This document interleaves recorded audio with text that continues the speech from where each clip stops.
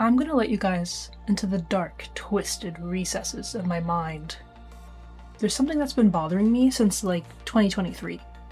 It'll rest at the back of my mind until something reminds me of it, and then it'll spin and spin around in my consciousness as I try to scratch and scratch and scratch the itch it causes. Twisted Hate is the third book in Ana Huang's Twisted series.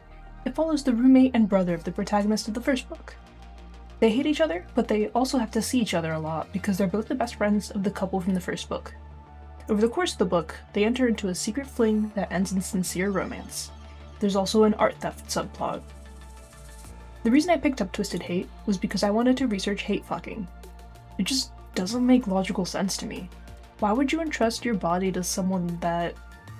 Anyway, I watched a video where someone reviewed all 4 books, and Twisted Hate seemed to be the most interesting out of the 4.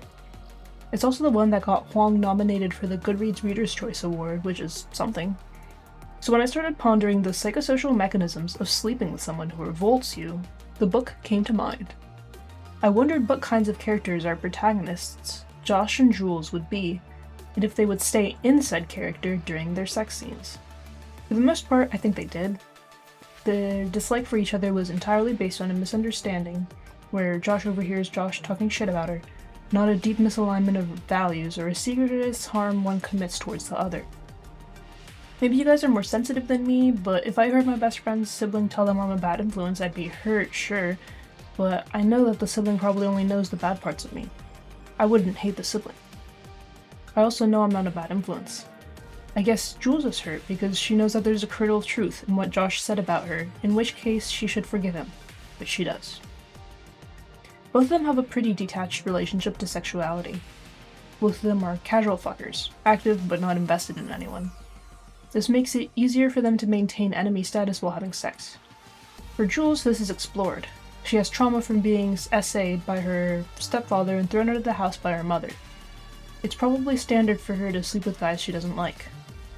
For Josh, my guess is that he has casual sex because he's a man, who needs to affirm his masculinity and blow off steam. Despite his status as the deuteragonist, his sexuality never needs to be explained.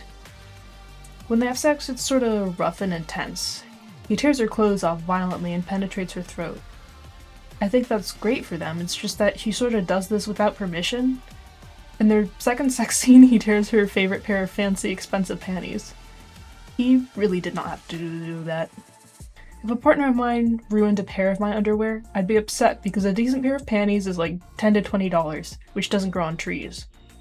Huang doesn't even think this is salient enough to write something like, "I was too consumed by desire to care." He could have asked her to wear her least favorite pair of panties and then torn them. Surely he's had this fantasy before and thought of a way to carry it out safely? No? Well... It's the third sex scene that really bothers me though. I get the BDSM fantasy of wanting your top to do everything for you, to use your body as their plaything. However, you wouldn't expect your top to know your toy collection before you show it, right? Josh's ability to navigate Jules' room and find props is kind of uncanny. He goes into her closet and gets some scarves to tie her limbs to the corner of the bed.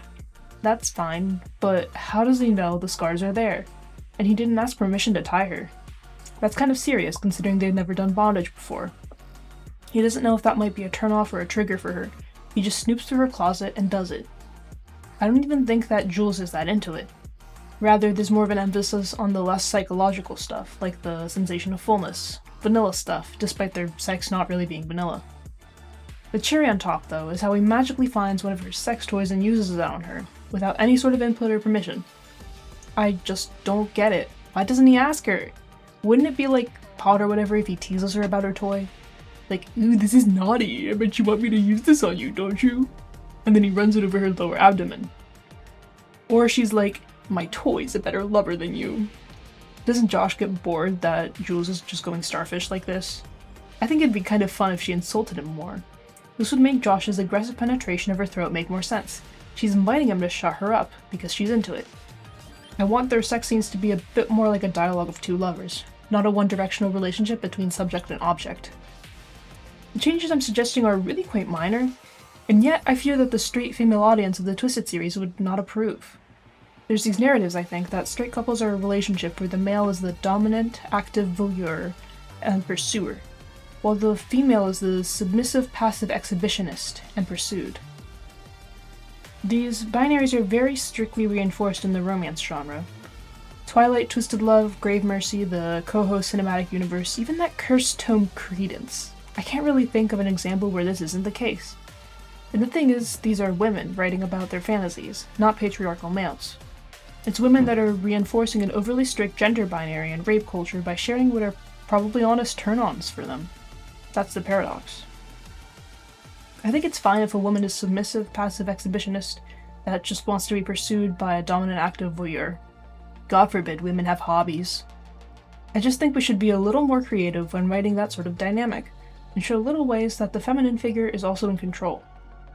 She can do so in a subtle way that befits her demure, sexless personality. She can guide his hands. She can tell him to check her nightstand. She can lock her wrists over her head, innocent, but suggestive of her interest in bondage. She should have sexual interest beyond just liking being desired, and she should guide him to those interests, subtly or unsubtly.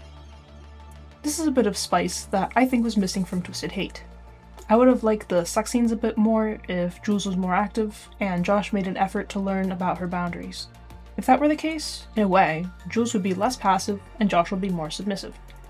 That would have gone against the strict gender binary that bothers me and would have made the scenes less, scripted? Cliché?